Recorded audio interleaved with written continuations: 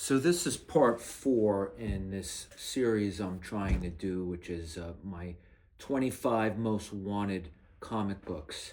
And it's not like necessarily for this year, it's just my current list of 25 most wanted.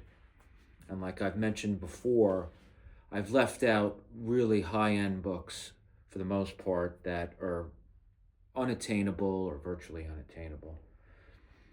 Um, what I usually do at the beginnings of these videos is I show a few other comic books that I've either recently picked up or some other ones that I've had that may be part of a certain group or something like that. And otherwise, the video will just be a minute long showing the one book. So for this video, I decided to show some Marvel Treasury Editions, and I brought out 5 of them. Now, I had, I don't know, maybe 7 or 8 of these when I was a kid.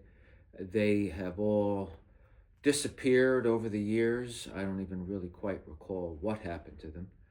But in more recent years, I've replaced a couple of them, and I've also bought some that I have never had back then. So I'll show a few of those, and I'll start off with Marvel Treasury Edition number 15 from 1977. Obviously, it's Conan the Barbarian in this one. And these all reprint. They contain reprints of previous issues, and this one contains. It's really great. It contains the first appearance of Red Sonja, Barry Windsor Smith art. This is a really great one. Now, way back when I first started becoming a fan of Conan the Barbarian in the latter 70s, I had found out about this one, Marvel Treasury Edition number 4. I didn't have it, and as one I always wanted, never got it for decades until, I'm not sure, maybe 10 or 12 years ago, I picked this up. And this is another great one. This is fairly high grade. Now, I recently got back from a trip to Arizona, and while I was there, I stopped in a comic book shop in Scottsdale. And they had treasuries, and I decided I wanted to replace one that I had when I was a kid because it was my favorite character at the time, the Incredible Hulk. So I got this, Marvel Treasury Edition number 5, featuring the Hulk.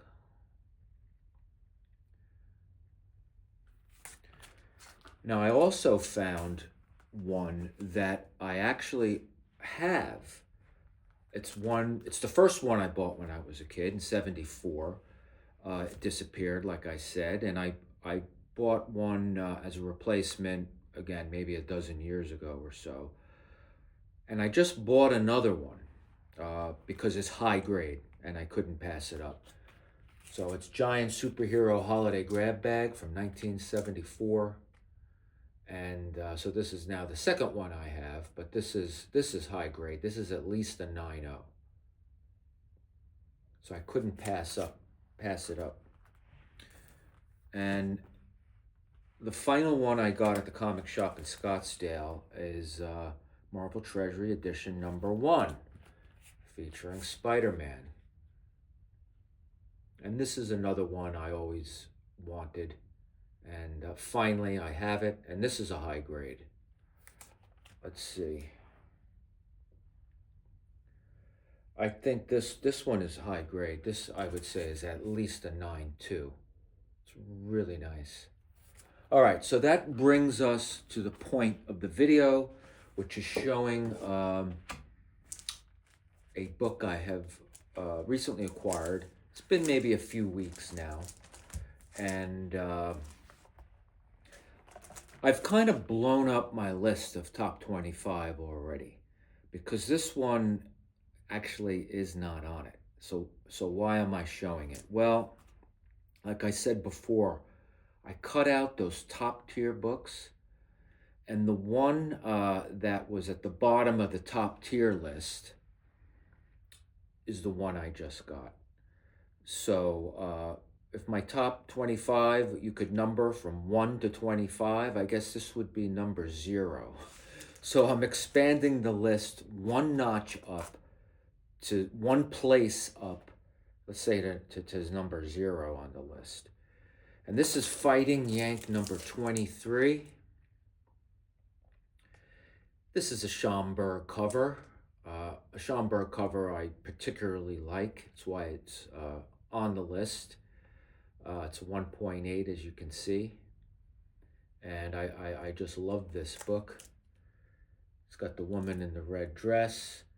It's you got your hooded weirdos here, and then Fighting Yank in the background, charging into the scene, trying to rescue her.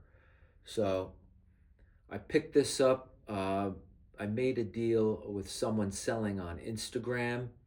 I would say I overpaid. I think it was pretty clear, but not by so much. So I was willing to pay up and get this one because being a 1.8, it looks better than a 1.8. I think at least, actually, I think at least a 3.0. It looks like maybe higher. So why did it get a 1.8? Well, there's a coupon cut out of the back cover. So I don't usually go for that, but one coupon out of the back cover, so it's not on the interior, it's not affecting the story. I decided, let me go for this. So I paid a little bit extra, and I got this. So that's it. That's the end of this part. And I've got my eye on 2 other books. We'll see if I can get either one of them. And until then, and my next video for Top 25 Most Wanted, thank you very much.